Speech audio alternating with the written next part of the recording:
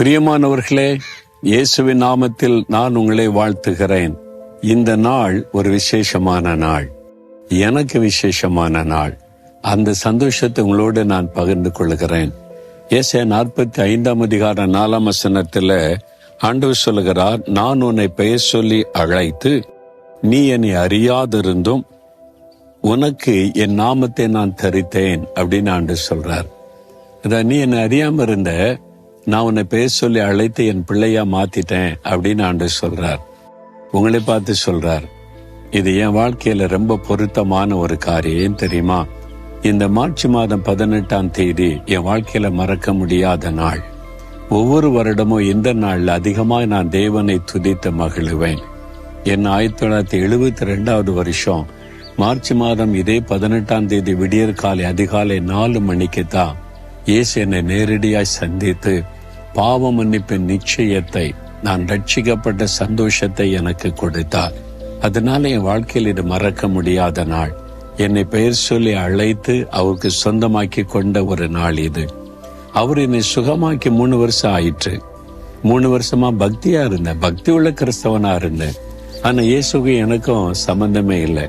இன்னைக்கு நிறைய பேர் பக்தி உள்ள கிறிஸ்தவனா இருக்கிறீங்க, அது பிரயோஜனம் இல்லை. இயேசுக்கு உங்களுக்கு என்ன தொடர்பு? பக்தியா இருக்குன்னு சொல்ல காரியம் அல்ல. இயேசுவோட அனுபவம், ரட்சிக்கப்பட்டிருக்கீங்களா? ஆண்டவருடைய பிள்ளை ஆயிட்டீங்களா? அவருடைய ரத்தத்தினால் கழுவப்பட்டிருக்கீங்களா? பாவமன்னிப்பு நிச்சயத்தை பெற்றுக்கொண்டீங்களா? யோசித்து பாருங்க. அதுதான் என் வாழ்க்கையில நடந்தது. 3 வருஷம் ரொம்ப பக்தியா இருந்தேன். சர்ச்சுக்கு போனேன், நெடுமுழங்கால் நின்று ஜெபம் பண்ணேன், வேதம் வாசிப்பேன், ரொம்ப பக்தியா இருந்தேன். ஒரு பக்கம் பக்தியும் இருந்தது, இன்னொரு பக்கம் பாவமும் இருந்தது. ஆண்டவர் என்னை சந்தித்து பாவத்தை விட்டு மனம் திரும்ப வைத்தார். என் பாவத்துக்காக அழுது மனம் திரும்பி என்னை ஒப்பு கொடுத்த போது பெருமை, பொறாமை, இச்சைகள், கோபங்கள், வைராக்கியங்கள், பகைகள், இருதயத்துல மறைந்திருந்த பாவ காரியத்தில் அறிக்கையிட்டு என்னை மன்னிக்கணும் ஆண்டவரேன்னு சொல்லி அழுது ஜெபித்த போது, அதுக்கு முந்தின நாள் இரவு 9 மணிக்கு முழங்கால் படியிட்டேன். ஆண்டவர் இன்னைக்கு பாவத்தை மன்னிச்சு நிச்சயத்தை தரணும்னு சொல்லி 10 மணி, 11 மணி, 12 மணி, அதிகாலை 1, 2, 4 மணிக்கு ஆண்டவர் என்னோடு பேசினார்.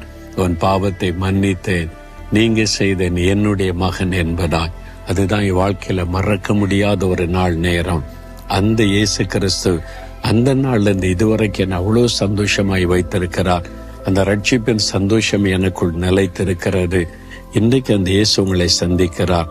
நான் உன்னை பெயர் சொல்லி அழைத்து அறிந்திருக்கிறேன் என்பதாய் உங்களை அவர் நேசிக்கிறார். அவரை நம்பாத, அவரை விரோதித்த, அவரை கேவலமா பேசின என்னையே அவர் தெரிந்து கொண்டு எனக்கு இவ்வளவு சந்தோஷம் கொடுத்தா அவர் உங்களுக்கு தர மாட்டாரா? உங்களையும் நேசிக்கிறார், உங்களுக்காக மறித்தார், உங்களையும் மன்னித்து உங்களுக்கு ரட்சிப்பின் சந்தோஷத்தை கொடுக்க, உங்களை ஆசீர்வதிக்க அவர் விருப்பம் உள்ளவராய் இருக்கிறார்.